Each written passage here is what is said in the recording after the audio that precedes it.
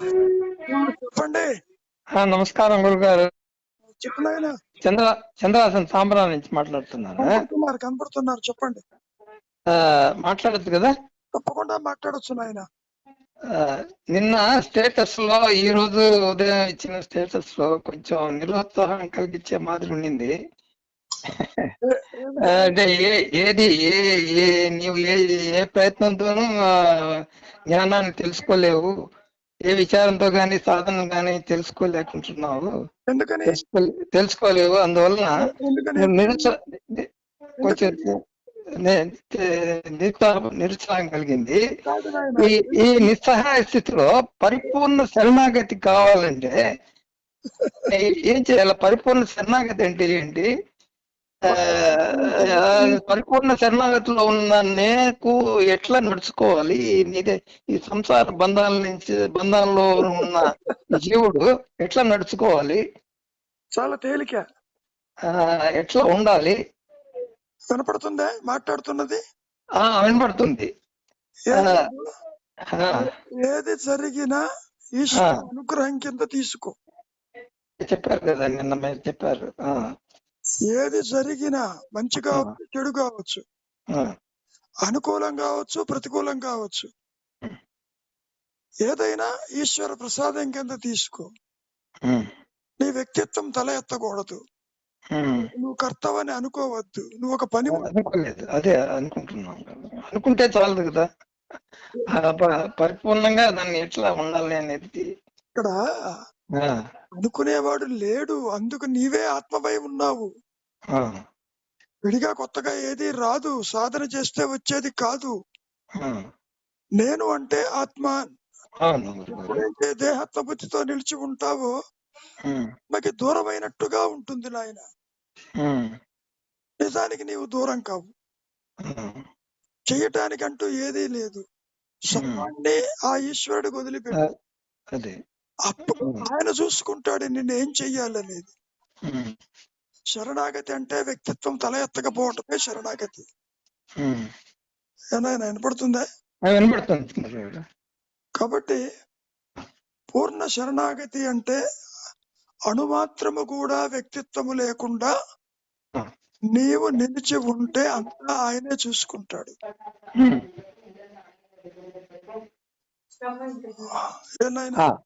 చెప్పండి గురుగారు. అర్థమైందా మాట్లాడింది? అర్థమవుతుంది గురుగారు. కాబట్టి అనుభవము చేతనే ఆత్మ ప్రకాశిస్తుంది, చేసే పనుల బట్టి కాదు. చేసే పనులు బట్టి. ఎందుకని నువ్వు కర్తవ్యంతో చేస్తున్నావు, దానివల్ల కాదు. ఓకే, ఏది జరిగినా ఈశ్వర ప్రసాదం కింద తీసుకో. నీవు ఒక పనిముట్టు కింద పనిముట్టుగా నడుచుకుంటున్నా. కర్తృత్వం లేదు, కర్తను కాదా అని అనుకుంటూ. కాబట్టి కర్తం కానప్పుడు ఇటు నడిపిస్తే అటు పోతూ ఉండు, అంతవరకు. ఓకే, అవుతుందా? అర్థమవుతుంది గురుగారు. కాబట్టి అనుగ్రహం అంటే ఆత్మే, గురువే. అనుగ్రహం అంటే భగవంతుడు, అనుగ్రహం అంటే తెలుస్తుంది గురుగారు. కాబట్టి ఆ అనుగ్రహమే అది ప్రకాశిస్తుంది, నిన్ను తల ఎత్తకుండా చేస్తుంది, అహంకారాన్ని తుడిచిపెడుతుంది. నీ అంతా నువ్వేమీ చెయ్యలేవు. ఎందుకని ఒక దాని మీద ఆధారపడి ప్రకాశిస్తున్నావు. జీవుడికి ఉనికి లేదు, ఇదము కాదు, అటు చేతనత్వము కాదు. మధ్యలో దేహ పరిమాణంతో నేనంటే బలానా అంటున్నావు. అది కూడా ఎరువు తెచ్చుకున్న కాంతిలో అంటున్నావు. ఎరువు అంటే ఏమిటి? అభాసం. అభాస కాంతిలో జీవుడు, జగత్తు, ఈశ్వరులు భవనులు ఏర్పడుతున్నాయి. అందుకని ఆ విధంగా ఉంటుంది. కాబట్టి పూర్ణ శరణాగతి చేతనకుండా విచారం చేత కదా శరణాగతి, చేత కదా ఊరక ఉండు, మౌనమే. ఓకే, అర్థమవుతుంది. ఆ తర్వాత ఇది ఆత్మపరంగా చూస్తే కాలంతో లేదంటారు కదా. ఇప్పుడు దేహాత్మ పరంగా చూస్తే కాలం ఉంది కదా మనుషులకి అంటున్నావు. సరే, అహంకారం ఉందేమో చూడు పోని. అహంకారమే లేనప్పుడు కాలం ఎక్కడుంది? పోతుంటే నీ కాలం ఏమైంది? ఇతరుల ఉంది. ఏనాయన చెప్పు. అదే అందువల్ల ఈ ఎప్పుడు అవుతుంది అనేది అర్థం కాదు కదా, అందుకని ఇప్పుడు కూడా నీవు అదే కాబట్టి అవే టైం తొమ్మిదేంటి? ఎప్పుడు ఉన్నాను. అవును అవును. ఇప్పుడు కూడా ఆత్మవే. ఓకే, అర్థమవుతుంది గురుగారు. కాబట్టి కొంచెం అక్కర్లేదు, ఆందోళన కావండి నిన్నంతా. సరే గురుగారు, ఉండేదా? సరే గురుగారు, థ్యాంక్ యూ గురుగారు. సంతోషం సంతోషం. అమ్మా కల్పన, చాలా చక్కటి ప్రశ్న వేశావు. ఇక్కడ బాడీ మైండ్ కాంప్లెక్స్ అనేది రెండు కలిసి ఉన్నట్టుగా ఈ జాగ్రత్త అవస్థలో ప్రతి ఒక్కరికి అనుభవంలోకి ఉంటుంది. స్థూల దేహం ఉంటుంది, సూక్ష్మదేహమైన మనస్సు కూడా ఇక్కడ ఉంటుంది.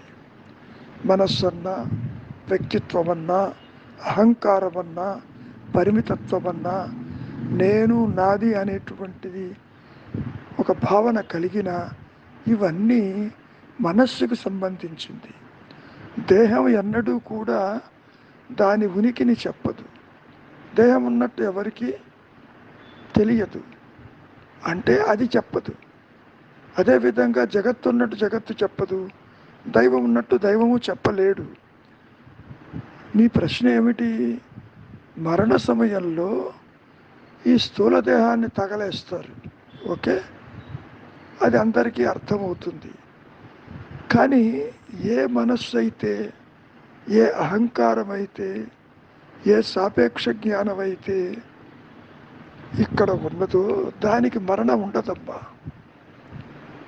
చెప్పుకోవటానికి సూక్ష్మదేహం అని అన్నారు అంటే ఏమిటి? అది పూర్తిగా వాసనలతో నిండి ఉంటుంది. ఈ అహంకారము, ఈ వ్యక్తిత్వము. కృష్ణ పరమాత్మ గీతలో కూడా ఇదే విషయం చెప్పారుగా, జాతస్య మరణం ధ్రువం, పుట్టిన దానికి మరణము తప్పదు, మరణం చెంది పుడుతుంది. అదేమిటి? దేహాన్ని గురించి. కానీ ఈ దేహాలు ఎట్లా మారుస్తుంది? ఆ జీవాత్మ భావంలో వస్త్రాలు మార్చినట్టుగా మారుస్తుంది అన్నాడు. ఇది బాగా అర్థమవుతుంది. కానీ ఇప్పుడు నీవు అడుగుతున్నావే, మనస్సు సూక్ష్మదేహం కదా, అది ఎందుకు మరణించదు, ఎందుకు కంటిన్యూస్గా ఉంటుందని అడుగుతున్నావు. Why it is not less dead after death అంటున్నావు. ఆ మనస్సు, ఆ సూక్ష్మదేహం వాసనలతో ఉంటుందబ్బా.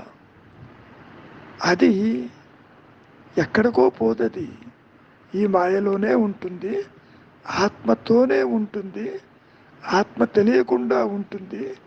ఇదిగో నీ నిద్రావస్థలో ఉన్నట్టు, నిద్రలో కూడా నీ వ్యక్తిత్వం ఉంటుంది, వృత్తిరాహిత్యమై.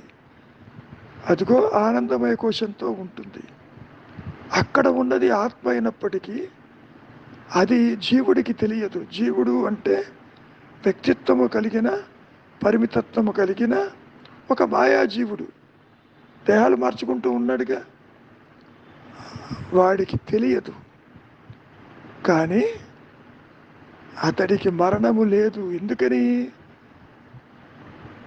అతడి మూలము ఆత్మేను. మనస్సు ఆత్మ అంటూ విడిగా ఉండదమ్మా.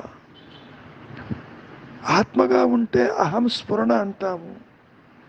మనస్సుతోటి, వ్యక్తిత్వంతో నాది, నేను అని ఇది అంటుంది. ఈ నేను ఈజ్ ఏ కామన్ ఫ్యాక్టర్. ఎక్కడ? అహంకారంలో నేను, ఆత్మగా నేను, రెండూ ఒకటే. అంటే దాని అర్థము, కర్తృత్వం వచ్చినప్పుడేమో పరిమితమైన జీవుడిగా ఉంటుంది ఈ మాయలో. కర్తృత్వరహితమై తనకు తానుగా ఉన్నప్పుడు తురీయంలో అనంతంగా ఆత్మగా, పరిమితులు లేక అహంస్మరణగా అది ప్రకాశిస్తుంది. ఆ స్థితినే మనం ముక్త స్థితి, మోక్ష స్థితిని మాయలో చెప్పుకుంటారు. నీ సహజత్వం అది, ఏది కొత్తగా రాదు. నీవు కలగనేటప్పుడు స్థూలదేహంతో కలగంటున్నావా? లేదు కదా. ఈ సూక్ష్మదేహమైన మనస్సుతోనే కంటున్నావు.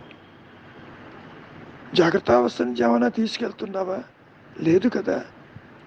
నీలో ఉన్న వాసన సంస్కారములు నీ దేహము కనపడకపోయినా, ఇంద్రియాలు కనపడకపోయినా, ఆ మనస్సు సూక్ష్మదేహము అన్ని పనులు చేస్తుంది. వింటుంది, తింటుంది, పరిగెడుతుంది, భయపడుతుంది స్వప్నంలో. Is it not? కాబట్టి తనలో ఉన్నదే బయట కలగంటుంది. ఇక్కడ ఒకటి బాగా అర్థం చేసుకో. జాగ్రత్త, స్వప్న, సుషుప్తలు మూడు కూడా అసత్యములు. మూడు కూడా ఈ మాయా నేనుకు సంబంధించింది. అంటే స్థూల సూక్ష్మ కారణ దేహములతో ఈ వ్యక్తిత్వము, ఈ అహంకారము దేహాలు మార్చుకుంటూ ఉంటుంది. నిద్ర తాత్కాలిక మరణము, మరణము శాశ్వత నిద్ర, అంతే తేడా. ఇంకో చిన్న విషయం ఏమిటి అంటే,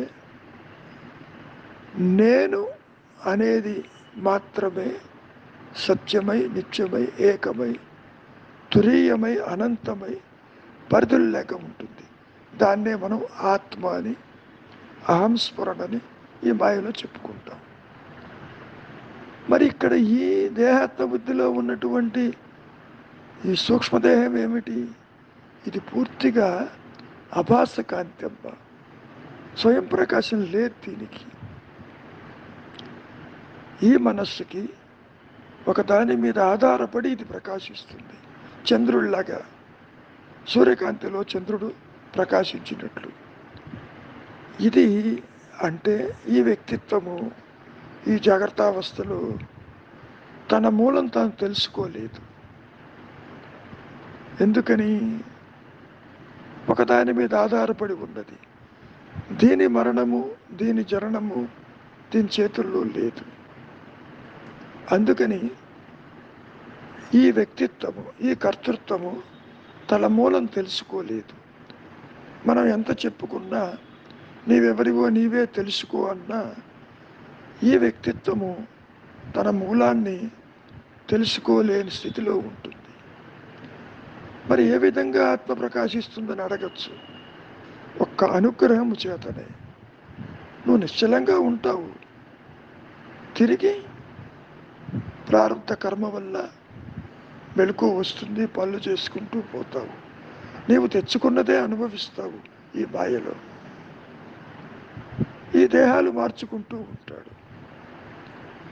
ఒక్క 24 గంటల్లోనే స్థూల సూక్ష్మ కారణదేహాలు మారుస్తాడు ఈ మాయా నేను. మరి నీ సహజత్వము తురీయంలో ఉంటుందమ్మా, ఈ 3 అవస్థల్లో ఉండదు. అది ప్రకాశిస్తున్న జీవుడికి తెలియదు, ఆ విధంగా ఉంటుంది. కాబట్టి మరణము తరువాత మనస్సు will it come with me అంటున్నావు. నీ ఉద్దేశం మీ అంటే ఏమిటి? వ్యక్తిత్వమే కదా. ఈ మనస్సు వాసనలతో, కోరికలతో నిద్రలో ఉన్నట్టుగానే తిరిగి నీవు మెళుకు ఉన్నప్పుడు, మెళుకు వచ్చినప్పుడు ఆ వాసనలు మళ్ళీ నీవు ఎగ్జిక్యూట్ చేస్తావు. మరణ సమయం కూడా అలాగే ఉంటుంది. దేహం వదిలిపెడుతుంది, ఆత్మని వదిలిపెట్టదు. ఈ అహంకారము, ఈ సూక్ష్మదేహము, దాన్నే యాస్ట్రల్ బాడీ అను, ఏ పేరన్నా పెట్టు. దేహాన్ని వదులుతుంది కానీ ఆత్మని వదిలిపెట్టదు. ఆత్మతోనే ఉంటుంది. ఆత్మ తెలియకుండా ఉంటుంది, మాయలోనే ఉంటుంది. వర్ష రూపేణ, ఫల రూపేణ, వృక్ష రూపేణ ఇక్కడే ఉంటుందమ్మ, పంచభూతముల రూపేణ. తిరిగి మళ్ళీ స్త్రీ పురుషులు కలిసినప్పుడు తన వాసన ప్రభావం వల్ల ఎక్కడ దేహం ఆవహించాలో ఆ దేహాన్ని తీసుకుంటుంది, శిశువుగా జన్మిస్తుంది, మళ్ళీ పెరుగుతుంది, దేహం నశించిపోతుంది. అదే పునరపి మరణం, పునరపి జననం. ఆ విధంగా ఉంటుంది. కాబట్టి మరణ సమయంలో ఈ సూక్ష్మదేహమైన మనస్సు పూర్తిగా వాసనలతో ఇంకో దేహాన్ని తీసుకుంటుందే తప్ప ఈ దేహంలోకి తిరిగి రాదు. ఎందుకని? దీన్ని అప్పటికే నువ్వు తగలేసి ఉంటావు. నిద్రా సమయం అట్లా కాదు, పక్క మీదనే నీ శరీరం ఉంటుంది. కానీ నిద్రలో అదిగో అక్కడ వాసనలతో ఇందాక చెప్పినట్లు ఆనందమయ కోశంతో ఉంటావు. అది కూడా ఒక కోశమే కదా, దేహమే కదా. స్థూల సూక్ష్మ కారణ దేహం అన్నారు. ఈ 3 దేహాలకి అతీతమైంది నీ సహజత్వము. అది దేహంతో సంబంధం లేదు, తనకు తానే ఉంటుంది. దాన్నే మనం రియలైజేషన్ అని, ముక్తి అని, మోక్షమని ఈ మాయలో చెప్పుకుంటాం. ఆ ముక్తి కొత్తగా రాదని, ఇప్పుడు కూడా నీవు అదేనని శంకరులు మహర్షులు వారు ఎన్నోసార్లు చెప్పడం జరిగింది. దేహం నాహం, దేహం నీవు కాదు. కోహం, నేనెవరిని? ఈ మాయా నేను ఎవరు? సోహం, ఏదైతే ఎరుక ఉన్నదో, ఏదైతే సత్యమై నిత్యమై అనంతమై ఉన్నదో అదే నేను అని నిర్ణయం. అది ప్రకాశిస్తేనే తెలుస్తుంది, లేకపోతే తెలియదు. మంచిది, నిదానంగా విచారించు. మౌనానికి రా. నీ సహజత్వము అనుగ్రహము చేతనే అది ప్రకాశించినప్పుడే ఈ సృష్టి లేకుండా పోతుందమ్మా. నీకు అప్పుడు అర్థమవుతుంది, తర్వాత మళ్ళీ వస్తుంది. రియలైజేషన్ కాగానే దేహం రాలిపోదు, దానికి ఒక ఎక్స్పైరీ డేట్ ఉంది ప్రారంభ కర్మలో. అది ఉన్నంత వరకు శంకరులకైనా, మహర్షికైనా, జీసస్ క్రైస్ట్కైనా, బుద్ధుడికైనా అది ఉంటుందమ్మా. అది ఉన్నప్పటికీ నాదనేవాడు ఉండడు. రియలైజేషన్ తరువాత, స్వరూప జ్ఞానం ప్రకాశించిన తరువాత అట్లా ఉంటుందమ్మా. సర్వము బ్రహ్మమే అంటాడు. ఏం చెప్పినా ఇతరులు ఎవరున్నారు? ఇతరులు ఎవరు లేరు. ఉన్నది ఒకటే ఆత్మ, దానికి ఒకే జీవుడు ఉంటాడమ్మా. ఆ జీవుడికి ఇతరులు కనపడతారు ఈ మాయలో. మంచిది, మౌనమే శరణ్యం. గురూజీ నమస్తే, ప్రణామములు మీకు. అది మీరు వాళ్ళ ఉదయం పెట్టింది నేను నా కొన్ని గ్రూప్స్ ఉంటాయి, వాటికి పెడతాను. దాంట్లో డాక్టర్ నాగేంద్ర గారని నేను అప్పుడు బెంగళూరులో క్లాసెస్ తీసుకునేదాన్ని, మీకు గుర్తుంది, యోగా యూనివర్సిటీ. దాదాపు ఒక 1000 మంది స్టూడెంట్స్ ఉంటారు. He the vice chancellor. కంప్లీట్గా BSc, MSc, PhD yoga students అంతా కూడా అక్కడ పెద్ద క్యాంపస్. దాదాపు చాలామందికి భోజనాలు అంతా ఉంటుంది. అయితే నాకు వారు ఎలా తెలుసు అంటే, ఇట్లా క్లాసెస్కి ప్రజ్ఞానంద స్వామి గారితో వెళ్ళేదాన్ని. అప్పుడు ఆయన పరిచయం అవ్వటం, ఆయన నన్ను రిక్వెస్ట్ చేయటం, నేను వెళ్ళటం, క్లాసెస్ కండక్ట్ చేయటం అట్లా జరిగిపోయింది. అయితే ఈ మధ్య అప్పుడు వీరు నాకు బాగా పరిచయము, దాదాపు చాలా సంవత్సరాల నుంచి. సరే, ఈరోజు మీరు పెడితే వెంటనే ఆయన క్వశ్చన్ వేశాడు. మీరు అట్లా ఆయనకి ఎలా ఆన్సర్ చేస్తారంటే, నేను చేయలేను. అయితే ఈ విషయం మీరు చెప్పింది నాకు గుర్తుంది, కానీ నేను చేయలేను కాబట్టి కొంచెం మీరు దయచేసి మీరు ఆయనతో మాట్లాడతా అంటే ఆయనతో మాట్లాడిస్తాను, లేదంటే మీరు రిటర్న్గా పెడతా అంటే I will send to him. ఆయన కూడా ఏదో వివేకానంద యోగా అనుసంధాన సంస్థాన్, చాలామందికి గురూజీ అంటారు ఆయన్ని. చాలామంది స్టూడెంట్స్, న్యాచురోపతి కాలేజ్ ఉంది, తర్వాత ఆయుర్వేదిక్ కాలేజ్ ఉంది, తర్వాత ఏమో యోగా కాలేజ్ ఉంది, అన్నిటికీ ఆయనే హెడ్. సో మీరు వారికి ఎలా చెప్తారో అది గురూజీ మీరు కొంచెం చెప్పండి దయచేసి. నమస్తే గురూజీ. అమ్మా Annapurna, it is good that you have raised this question.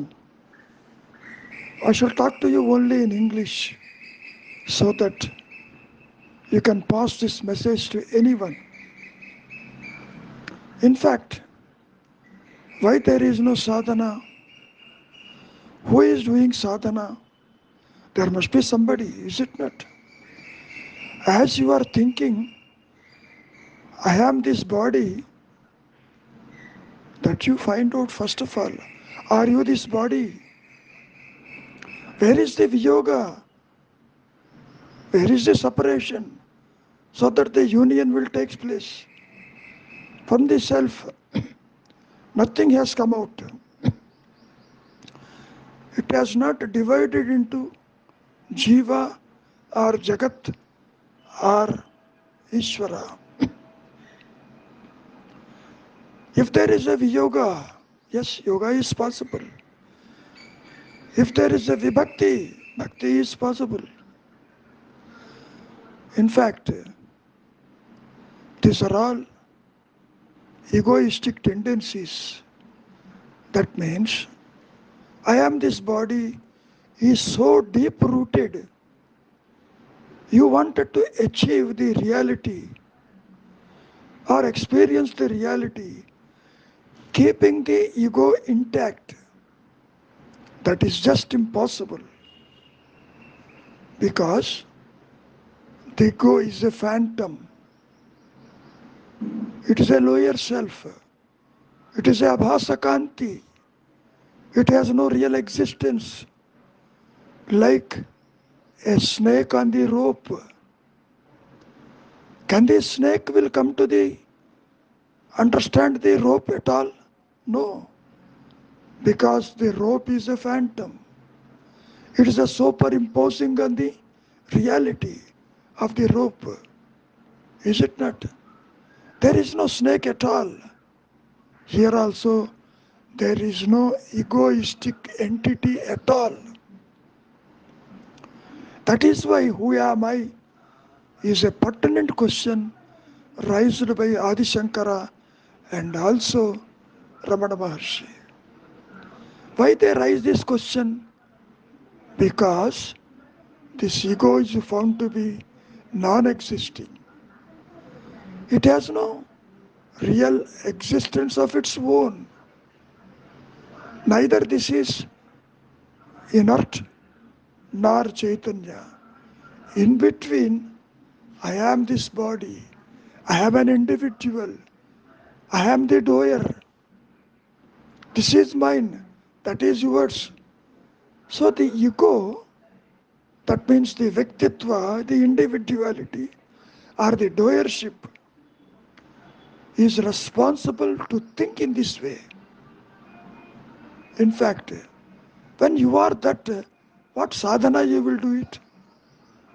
If it is a thing to be gained afresh, yes, that is bound to lose at any time.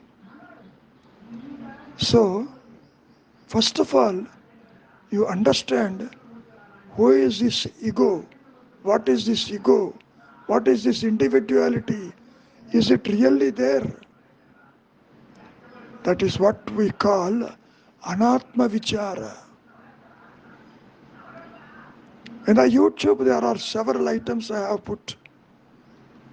You can also watch that. Okay?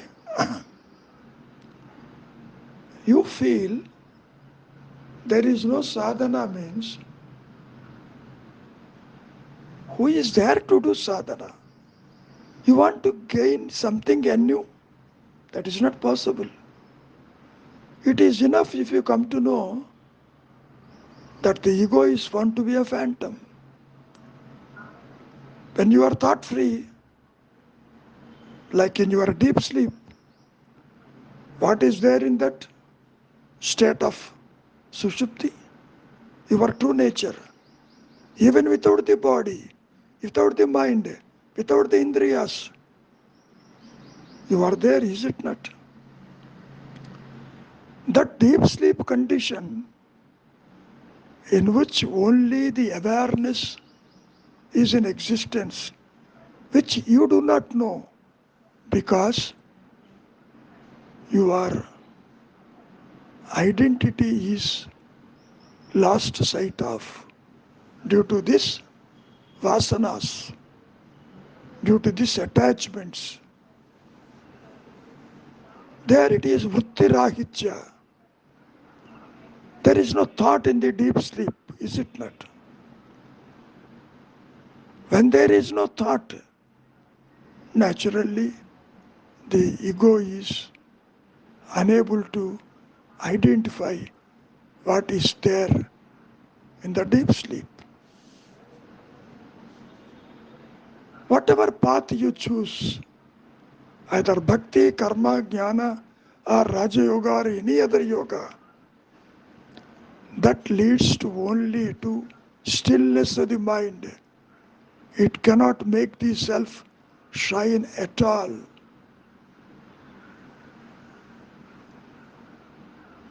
You are interpreting no sadhana means without understanding who is this ego, what for he wanted to gain something.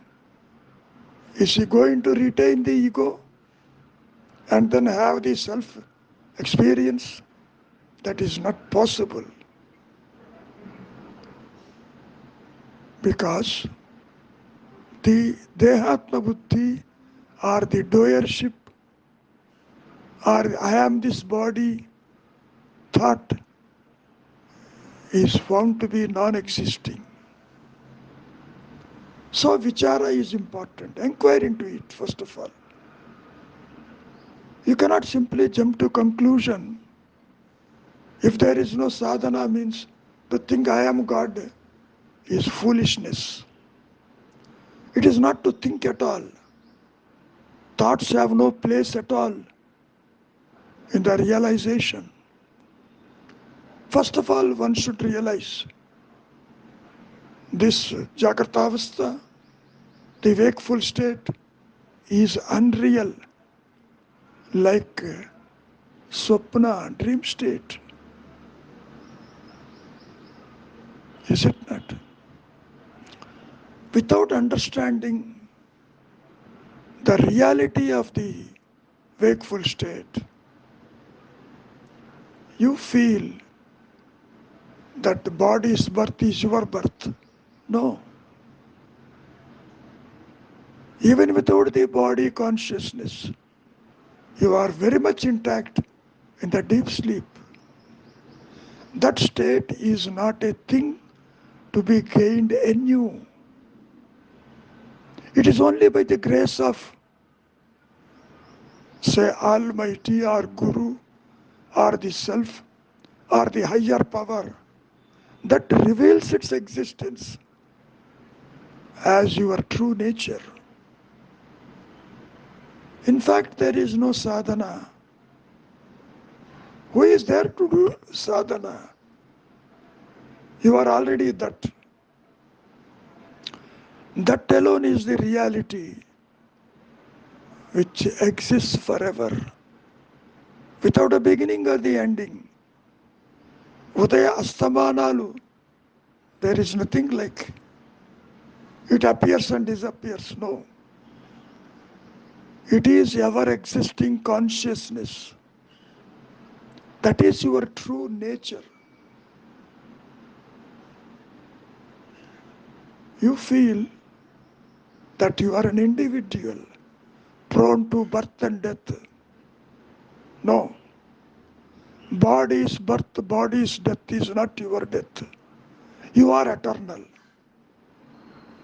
Existence only. That is the very purpose of this life. There is no path at all to reach because you are that only. It is just like Kantabharana. There is a necklace in the neck, but she found it is missing. I do not know. She started searching the entire world. Finally, a gentleman told her, look within. You will find the necklace with you. The necklace has not come anew. It is already there. Similarly, the self-awareness, aham spurana, is already there. You are unable to experience that because your outlooks are away from it due to vasanas, due to attachments, due to several factors, desires, arshad vargas, kama, krodhadi, arshad vargas. Not only one, innumerable enemies are with you. A thought is an enemy. Thought free is liberation.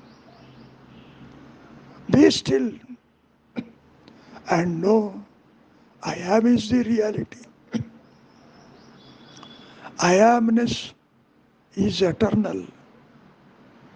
The thought I am this body, I am an individual, I have got responsibility, I have got the duty to do several things is found to be non-existing. There are no two selves at all. One is the egoistic self, the other one is Atma, eternal I. No.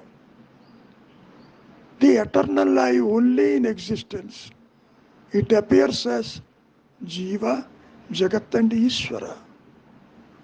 So, what Maharshi says, what is my experience, is that only there is nothing like reaching, there is nothing like acquiring, there is nothing like feeling something, retaining the ego. No. If the self is, if the Atma is acquired afresh, that will also disappear. So, nothing to acquire. In a simple words, nothing to lose, nothing to gain. The ego, if you want to lose it, it is found to be non-existing. The self is already there, so you cannot acquire it. Your nature is awareness. That is your dharma. Paradharma means Dehatma Buddhi. I am this body. Swadharma means Atma Sthiti. Awareness. I amness. This I amness is nothing but the eternal existence. Beyond the three states of wakeful, dream, and deep sleep. We call it as Turiya. That alone is in existence. But you cannot experience that reality retaining this ego intact. Your Vyaktitva, your doership, your possessiveness should be lost sight of. And be still. Keep the mind devoid of a thought with a deep-rooted dispassion. We call it Tivra Vairagya. Then only when the reality shines, you will understand that there is no creation at all.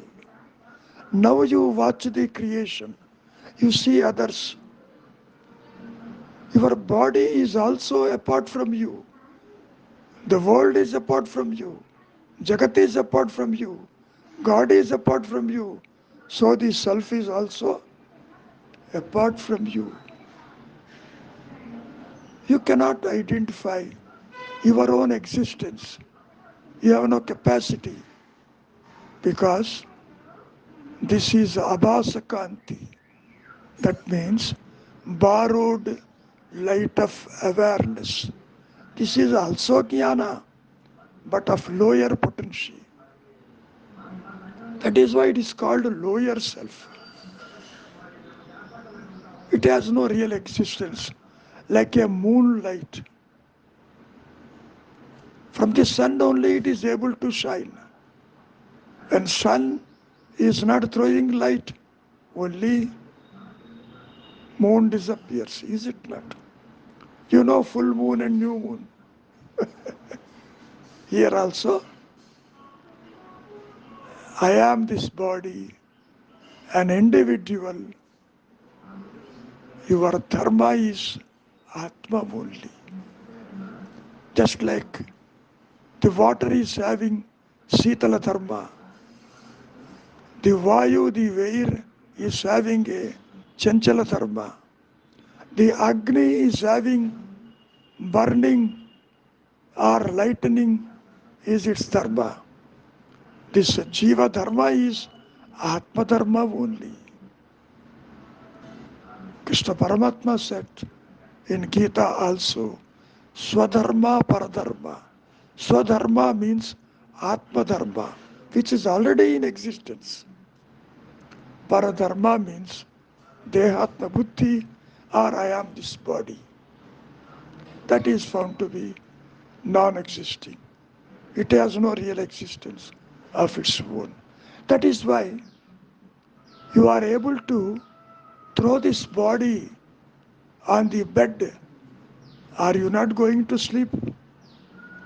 Do you sleep with this body consciousness there? No.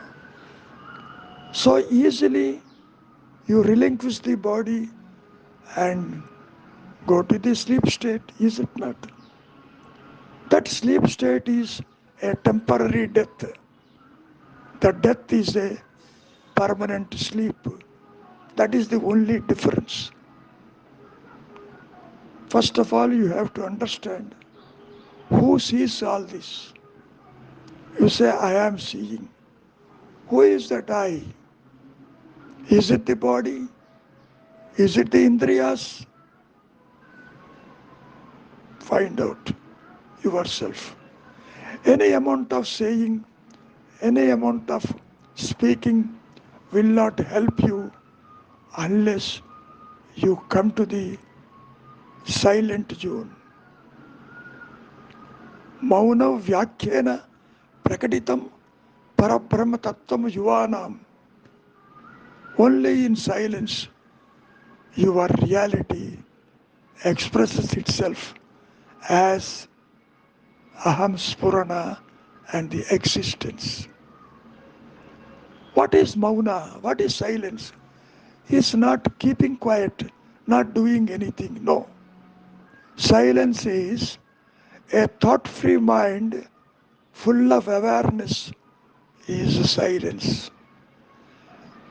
The self knows its own existence as an expanded consciousness. It shines of its own, not by your effort.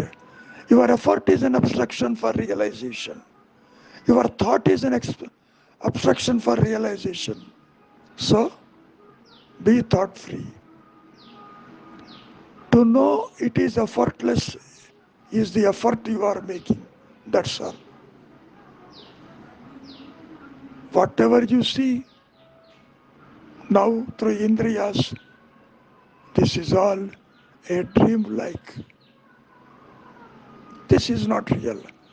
Had it been real, let us suppose the Jagat is real, God is real, body is real, samsara is real. Why not this appears in your deep sleep? If they are real, this is also Shankara says in one of his speeches. So, these are all mere thoughts.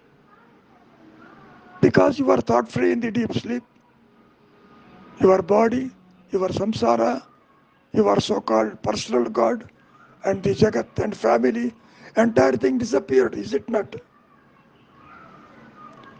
Without this Sthula Sarira, gross body, you cannot see the Jagat, is it not? Is there anyone who has seen the world or the Jagat without the body? No. So try to understand, introvert the mind, make the mind divide of your thought. Then you see what remains. The reality shines of its own, not by your effort. There is nothing in this Maya or in duality that will make the self shine. Impossible. It is only with the grace of God, it is only with the grace of Guru, it is only with the grace of the self it shines, and keep the ego totally disappear. Even after self-realization, this appears like a mirage, although you know there is no water in the mirage. Okay? I hope this will understand you, make you to realize whatever you feel and experience in this Jagrata Avastha is nothing but a dream. Okay? God bless you. మౌనమే శరణం. గురువుగారు నమస్కారములు. నాకు గత జన్మ సంస్కారాలు చాలా బలంగా ఉన్నాయి. అందువలన మీరు చెప్పిన బోధనలు ఎంత విన్నా ఆధ్యాత్మికంగా నేను ముందుకు సాగలేకపోతున్నాను. నన్ను ఏం చేయమంటారు? నాయన వెంకట్రావు, ఆందోళన పడవలసిన అవసరం లేదు. ఈ మాయలో ప్రతి ఒక్కరూ కూడా వాసనలతోనే జన్మిస్తారు అంటే దేహాలు ఆశ్రయిస్తాయి. అసలు ఆ కోరికే లేకపోతే పుట్టవలసిన అవసరం లేదు. పూర్వజన్మ అంటున్నారు, అసలు నేను పుట్టలేదని తెలుసుకోమంటున్నారు మహర్షులు, ఆదిశంకరుడు. ఓకే, ప్రోగ్రెస్ లేదంటున్నారు. నిజమే, ఆలోచనలు కలుగుతున్నప్పుడు భౌతిక చింతన, గతస్మృతులు, వాసనలు తీవ్రంగా వెంటాడుతూ ఉంటాయి ప్రతి ఒక్కరికి. నిజానికి ఏ కోరిక బలంగా ఉన్నదనేది ఈ మాయలో ప్రతి ఒక్కరికి తెలుసు. ఆ కోరికలు బలీయంగా ఉన్నప్పుడు వాటిని వదులుకోవటం చాలా కష్టమే. అయితే ప్రతిపక్ష భావన చేత, ఒక కౌంటర్ థింకింగ్ చేత వాటికి దూరంగా ఉంటూ వాటిని వదిలించుకోవచ్చు. ముఖ్యంగా ఆదిశంకరులు కూడా ఈ విషయాన్ని ప్రస్తావిస్తూ, ప్రతి ఒక్కరికి దేహం మీద అభిమానం ఉంటుంది, దేహాల వెంట పరిగెడుతూ ఉంటాడు, ఆకర్షణకు లోనవుతూ ఉంటాడు. తాను ఇది అన్నప్పుడు ఆ ఆపోజిట్ వాళ్ళతోటి సంపర్కాన్ని కోరుకుంటూ ఉంటాడు, ఆనందిస్తూ ఉంటాడు, ఇంద్రియాలకి భోగి అవుతాడు. ఇవన్నీ కూడా సామాన్యంగా ప్రతి ఒక్కరి జీవితంలో ఉంటుంది నాయన, అందులో సందేహం లేదు. ఇక్కడ ప్రతిపక్ష భావన అంటే నీవుకు తెలిసినా తెలియకపోయినా నీవు ఆత్మవే, ఎన్నటికీ దేహము కాజాలవు, పూర్వజన్మ అంటున్నావు. సరే, మహర్షి చెప్పినట్టు ఇప్పుడు పుట్టావేమో చూడు అనేటువంటి స్థితి ఉండదు. కారణం, దేహమే నేననుకున్నప్పుడు, దేహం పుట్టుక నీ పుట్టుక అనుకున్నప్పుడు అంత డీప్గా ఇది నేను కాదు అనే స్థితికి జీవుడు పోలేడు. దానికి సమయం పడుతుంది, ఈశ్వర అనుగ్రహం చేతనే అది ఏర్పడుతుంది. సరే, కాసేపు ఆ విషయాన్ని పక్కకు పెట్టి ప్రతిపక్ష భావన అంటే ఏమిటో కాస్త పరిశీలిద్దాం. దేహం అంటే ఏమనుకుంటున్నారు? నేనంటే దేహం అన్న వాడికే కదా ఈ కోరికలు, బంధాలు, రాగద్వేషాలు, పూర్వజన్మ వాసనలు ఉండబట్టే కదా మరి ఇంకో దేహాన్ని ఆశ్రయించింది. మరో దేహం రాకుండా ఉండాలి అంటే వీటితో తెగదెంపులు చేసుకోవాలి కదా ఈ జన్మలో. కనుక ఇంకోటి ఏమన్నారు మహర్షులు వారు, గత జన్మలో వాసనలు, సంసారము, బంధాన్ని వదిలిపెట్టి మళ్ళీ ఇక్కడికి వచ్చి మళ్ళీ ఆ ఉచ్చులో ఎందుకు పడతావు? వివేకంతో వాటికి దూరంగా ఉండు అన్న విషయం కూడా స్పష్టం చేశారు. సరే, ముందుగా దేహం అంటే ఏమిటి? పంచభౌతిక దేహం ఏమిటి? What it is composition? రక్త మాంస మలమూత్రములతో పరమ అసహ్యమైనది. అది నీవెట్లా అవుతావు? అవటానికి వీల్లేదు కదా అని శంకరుడు ఈ దేహం మీద అభిమానాన్ని పోగొట్టుకోమంటాడు. సరే, కాసేపు నిద్రపోతున్నారు. దేహస్మరణతో నిద్రపోరు కదా, దేహాన్ని అక్కడ పారేశారు కదా. నిద్రలో ఉన్నటువంటి ఆ సుఖస్థితి, ఆత్మస్థితిని మరి నీవు శాశ్వతంగా అనుభవించాలి, ఉండాలి అంటే ఈ అభిమానం తొలగిపోవాలిగా. మొట్టమొదట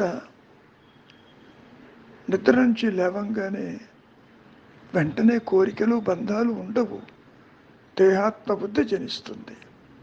నేనంటే ఈ దేహం, ఆ తర్వాత మనస్సు, వాసనలు, కోరికలు, బంధాలు, ఆలోచనలు, వాటిని అనుభవించాలని.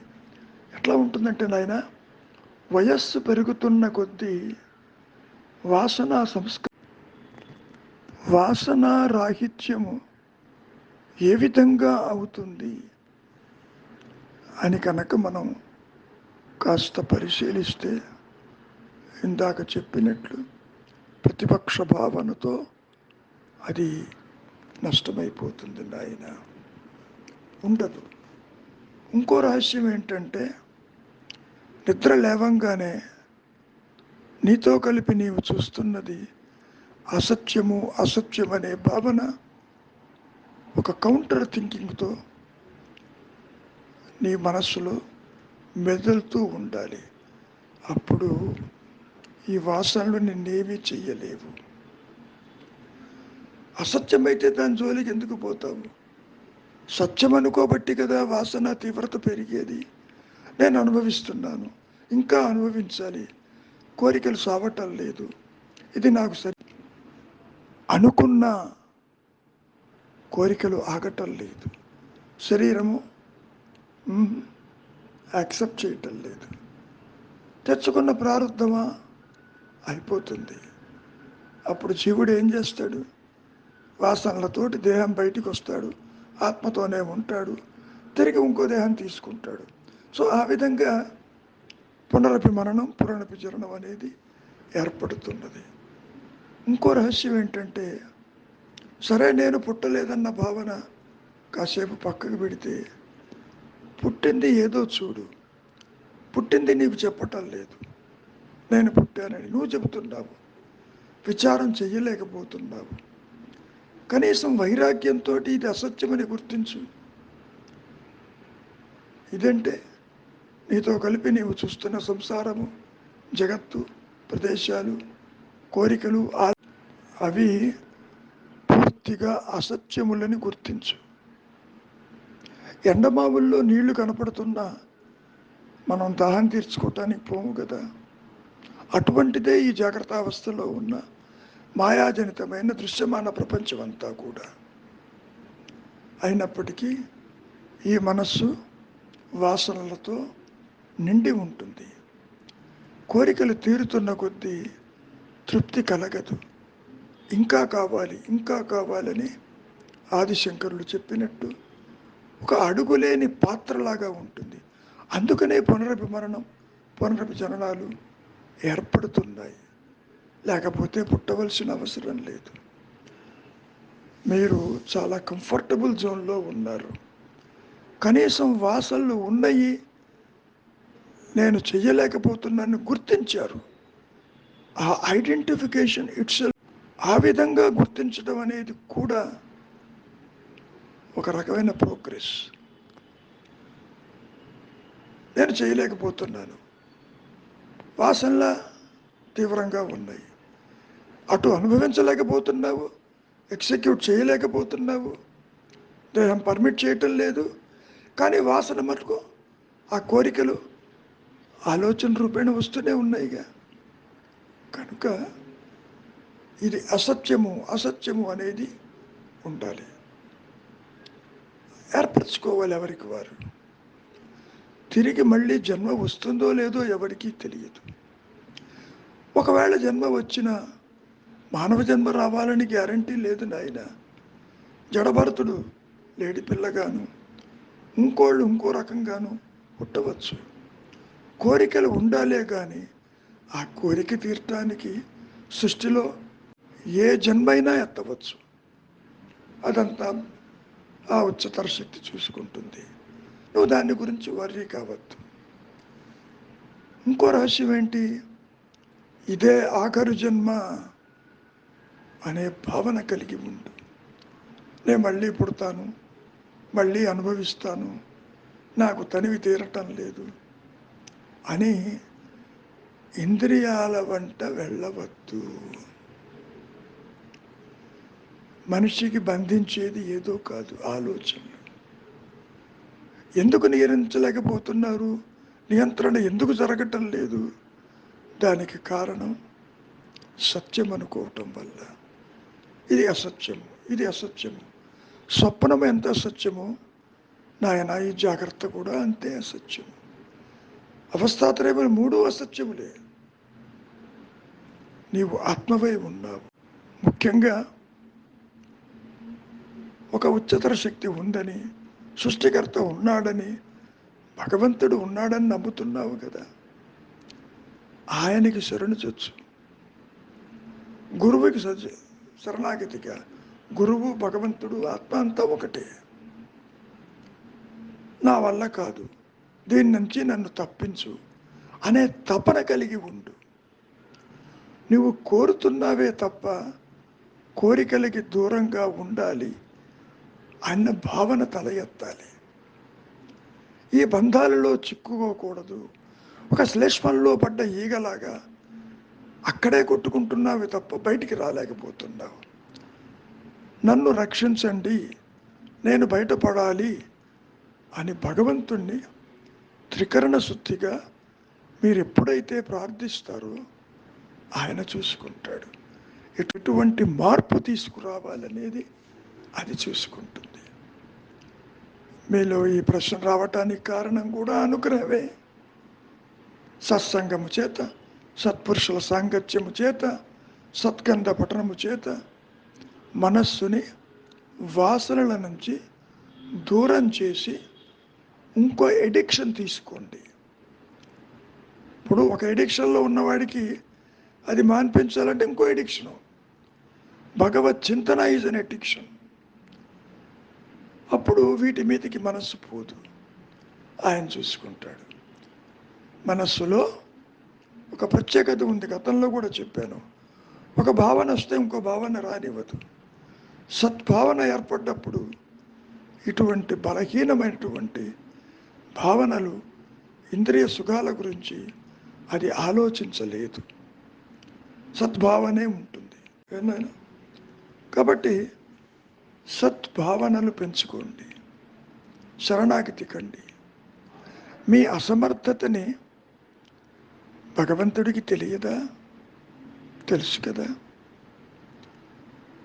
గజేంద్ర మోక్షంలో తానెంతో బలవంతుడు అనుకున్నాడు. ఎప్పుడైతే మొసలి పట్టుకుంటే, వాసనలు పట్టుకుంటే బయటికి లాలేకపోయాడు. చివరికి ఆ మొసలిని కట్ చేసింది ఎవరు? ఈశ్వరుడే కదా, విష్ణుమూర్తే కదా. కాబట్టి భగవంతుడే వాసనారాహిత్యం స్థితికి మిమ్మల్ని తీసుకుని వస్తాడు. మీరు చెయ్యవలసిందల్లా చింతావిహీనం, చెయ్యవలసిందల్లా శరణాగతి, చెయ్యవలసిందల్లా you express your helplessness. Gajendra మోక్షంలో ఏమైంది? తాను బయటికి రాలేకపోయినాడు, నీవే రక్షించమన్నాడు. ఇక్కడ కూడా గజేంద్రుడిలాగానే ఈ జీవుడు వాసనలు అనేటువంటి యొక్క మొసలి పట్టుకుంది. మరి దాని నుంచి ఎలా బయటపడతావు? శరణు చొచ్చటమే. వివేకంతో మీరు ఎంత ఆలోచించినా వాసనల వైపుకే వెళుతుంది. మీరు చెప్పలేకపోవచ్చు, ఎక్స్ప్రెస్ చేయలేకపోవచ్చు, అది లాక్కెళ్తూ ఉంటుంది. అదే అన్నారు మహర్షుల వారు కూడా. ఆత్మవిచారం సన్నగిలినప్పుడు లోక వ్యవహారం ఎక్కువ అవుతుంది. లోక వ్యవహారం అంటే ఇంద్రియ వ్యాపారమే కదా, పంచేంద్రియముల యొక్క స్వరూపమే ప్రపంచం కదా. అందులో భిన్నమైనటువంటి వ్యక్తులతోటి, వస్తువులతోటి, ధన కనక వస్తు వాహనములతోటి అసోసియేషనే వాసన కింద ఉంటుంది. కాబట్టి మీ వాసన మీకు బాగా తెలుస్తుంది.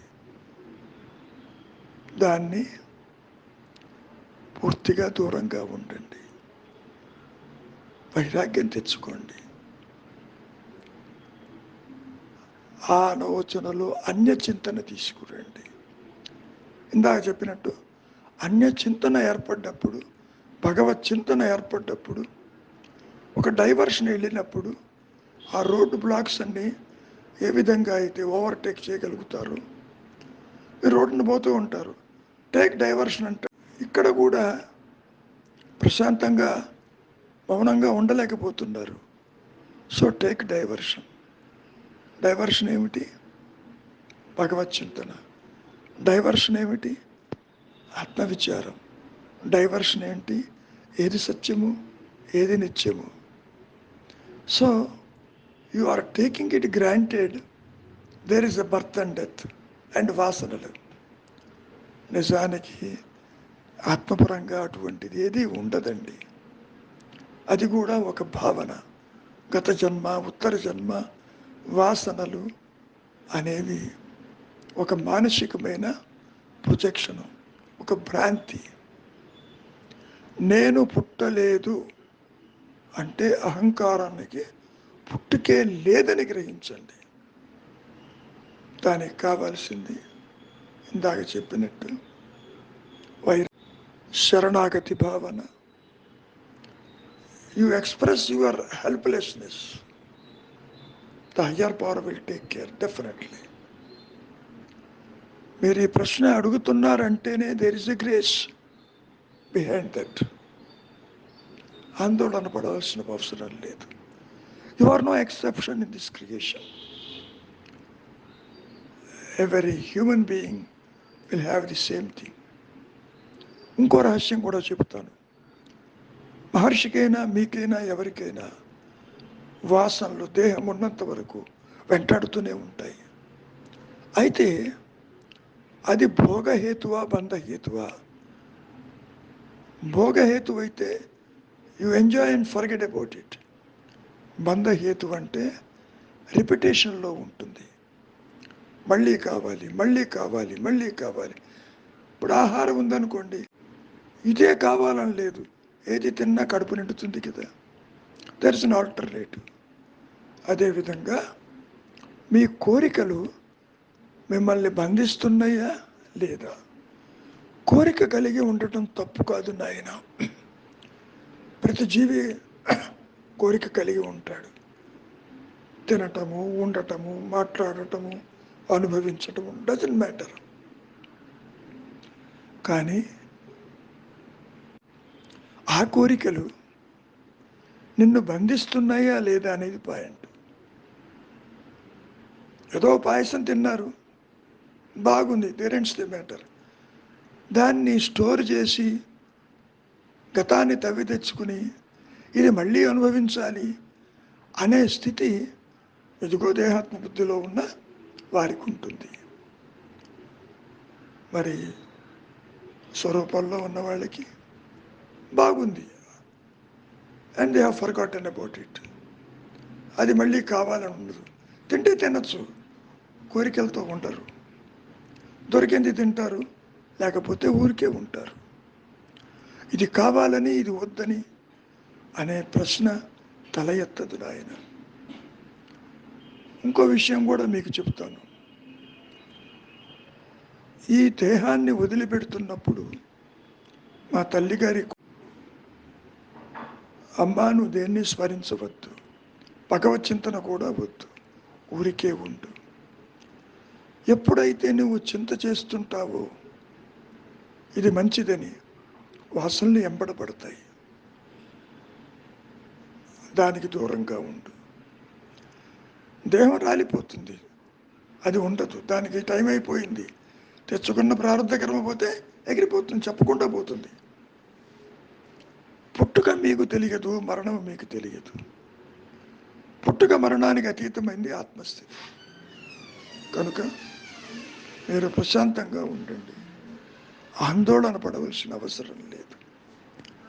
విచారించండి, శరణాగతి కండి, అన్నీ ఆ ఉच्चतर శక్తి చూసుకుంటుంది, అందులో సందేహాలు లేదు. మంచిది. మౌనమే. మౌనం అంటే గతంలో చెప్పుకున్నాగా, ఎరుకతో కూడిన ఆలోచన లేని మానసిక స్థితే మౌనము. అదే ఆత్మ, అదే ఉच्चतर శక్తి, అదే ఉన్నది. మంచిది. ఆందోళన పడకండి, అన్నీ సర్దుకుంటాయి. It is the will of God that takes place ultimately. మీరు ఎన్నైనా అనుకోండి, మిమ్మల్ని సరిచేస్తుంది. అది సరిచేయటానికే ఇటువంటి భావన మీలో తల ఎత్తేట్టు చేసింది. ఏది వచ్చినా దట్ విల్ టేక్ కేర్. మంచిది, శుభం. మౌనమే నీ సహజత్వం.